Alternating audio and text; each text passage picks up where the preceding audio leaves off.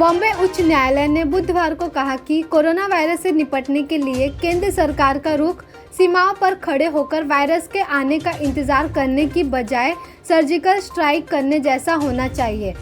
मुख्य न्यायाधीश दीपांकर दत्ता और न्यायमूर्ति जीएस कुलकर्णी की एक पीठ ने कहा कि केंद्र सरकार का नया घर के पास टीकाकरण कार्यक्रम केंद्र तक संक्रमण वाहक के आने का इंतजार करने जैसा है।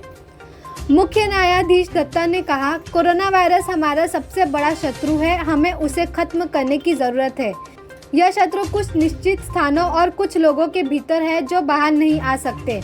सरकार का रुख सर्जिकल स्ट्राइक करने जैसा होना चाहिए। वहीं आप सीमाओं पर खड़े होकर संक्रमण वाहक के आपके पास आने का इंतजार कर रहे हैं, आप दुश्मन के क्षेत्र में दाखिल ही नहीं हो रहे। पीठ ने कहा कि सरकार व्यापक रूप से जनता के कल्याण के लिए फैसले कर रही थी, लेकिन उसने काफ़ी देरी कर दी, जिस कारण कई लोगों की जान चली गई। अदालत वकील ध्रुति कपाड़िया और कुणाल तिवारी की ओर से दायर याचिका पर सुनवाई कर रही थी। याचिका में सरकार को 75 वर्ष से अधिक आयु के लोगों, दिव्यांगों और व्हील चेयर आश्रित या बिस्तर से उठ ना सकने वाले लोगों के लिए घर घर जाकर टीकाकरण कार्यक्रम चलाने का निर्देश देने का अनुरोध किया था।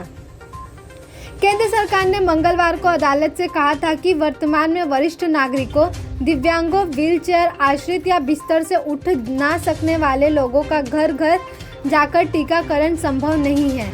हालांकि उसने ऐसे लोगों के लिए घर के पास टीकाकरण केंद्र शुरू करने का निर्णय किया है। उच्च न्यायालय ने केरल, जम्मू कश्मीर, बिहार, ओडिशा और महाराष्ट्र के वसई विरार जैसे कुछ नगर निगमों में घर घर जाकर टीकाकरण करने के लिए चल रहे कार्यक्रम का बुधवार को उदाहरण दिया। अदालत ने कहा, देश के अन्य राज्यों में ऐसा क्यों नहीं हो सकता?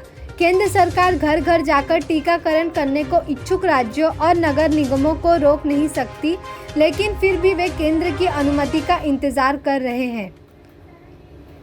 अदालत ने यह भी पूछा कि केवल बृहन्मुंबई नगर निगम बीएमसी को ही क्यों घर घर टीकाकरण कार्यक्रम के लिए केंद्र की अनुमति का इंतजार करना पड़ रहा है, जबकि उत्तर, दक्षिण और पूर्व में कई राज्य बिना अनुमति के यह कार्यक्रम शुरू कर चुके हैं। मुख्य न्यायाधीश दत्ता ने कहा, केवल पश्चिम को ही क्यों इंतजार करना पड़ रहा है। पीठ ने कहा कि बीएमसी भी यह कहकर अदालत की उम्मीदों पर खरा उतरने में विफल रही है कि वह घर घर जाकर टीकाकरण शुरू करने को तैयार है, अगर केंद्र सरकार इसकी अनुमति दे। अदालत ने कहा, हम बीएमसी की हमेशा तारीफ करते रहे हैं और कहते आए हैं कि वह अन्य राज्यों के लिए एक आदर्श है। उसने कहा, मेरा बीएमसी से सवाल यह कि अभियान की शुरुआत में कई वरिष्ठ राजनेताओं को मुंबई में उनके घर पर टीके लगाए गए, ये किसने किया? बीएमसी या राज्य सरकार? किसी को तो इसकी जिम्मेदारी लेनी होगी। पीठ ने बीएमसी के वकील अनिल सखारे और राज्य की ओर से पेश हुए अतिरिक्त सरकारी वकील गीता शास्त्री को यह पता लगाने का निर्देश दिया कि किस प्राधिकरण ने राजनेताओं को उनके आवास पर टीका लगाए।